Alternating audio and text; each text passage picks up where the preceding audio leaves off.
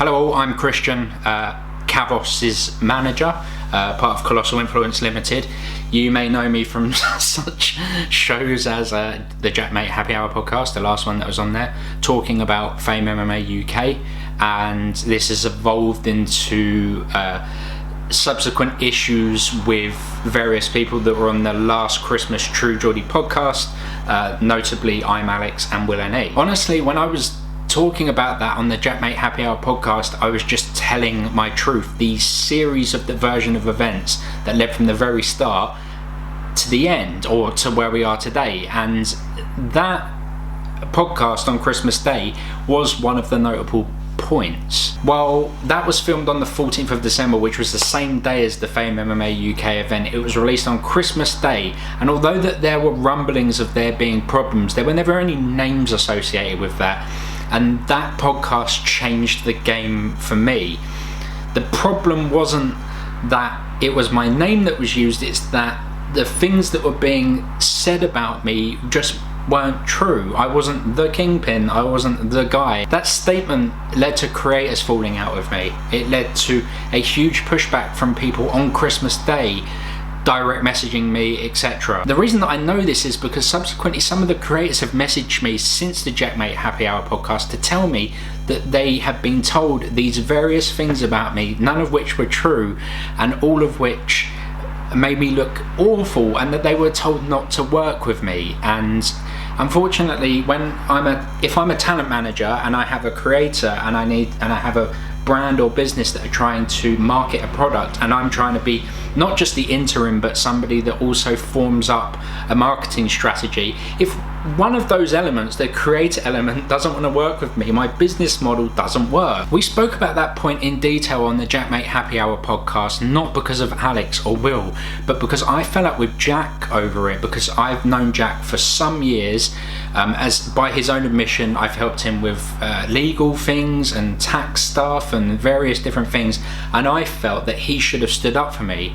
I never actually messaged Alex to I just messaged Alex about the false statement and to address that, rather than if he had made that statement and I was what he was accusing me of being, I couldn't hold any grudge against him or tell him to address it. I couldn't ignore what Alex said. I mean, look at Will's face when he makes the statement. It's quick, it's very throwaway, but when he mentions the name, Will's face changes. Alex and Will don't owe me anything. I've spoken to both of them a few times. Alex was at one point going to be part of my football side at the time, AFC Colossal. This was 3 years ago. I got Will seats to the Wembley Cup, box seats.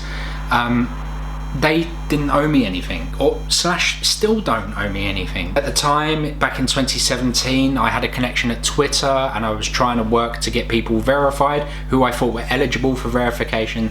Through self-verification, I actually got about 6 or 7 creators verified.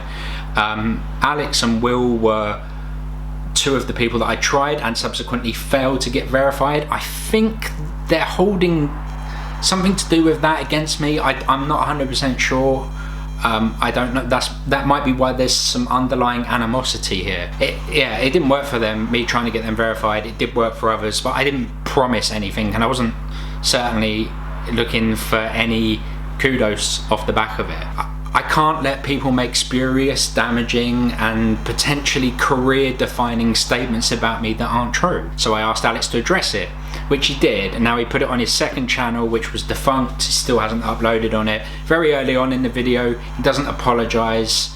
He just says that me and Fame aren't the same person, which is fine. Look, I don't hold any issues with that particularly. It would have been nice for it to be an apology, a bit more in detail, but at the end of the day, I have that clip as a reference that I can show to people. The fact that it was only seen by 50,000 people and the True Geordie podcast is seen by well over 1 million is somewhat painful, but something I've dealt with. That was the comment that had the most impact on my mental health, and the subsequent fallout from that comment. I'm still having to work my socks off to get back to where I was at a level. I invested far too much time in Fame MMA UK. I don't know if you know, but my fighters are all paid to 70% of their contract. They were paid their 70% and my 70%, and two of them have decided not to pay me my 70%. I don't know why I'm still questioning it. I don't know what I'm going to do about it. This may come as somewhat of a surprise to you, but I don't wish any ill will towards Will or Alex or anyone on that podcast. It was a private issue that I had with Jack, which we sorted, and then he very kindly gave me the platform to discuss it, and so it's come up. I had spoken about it on my channel to an audience of about 1,000 people. I don't think it was at any point aggressive towards Alex or Will. Also, I'm fully aware, and the irony isn't lost on me, that this video will be going on a Kavos video.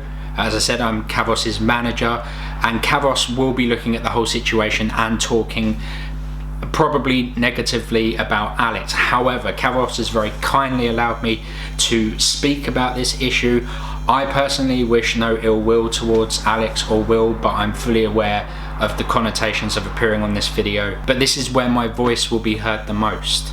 And although I am Kavos's manager, I'm in no position to tell him what content he can and can't upload to his channel, you know, beyond the illegal, or, you know. But thank you very much for taking the time to listen to me.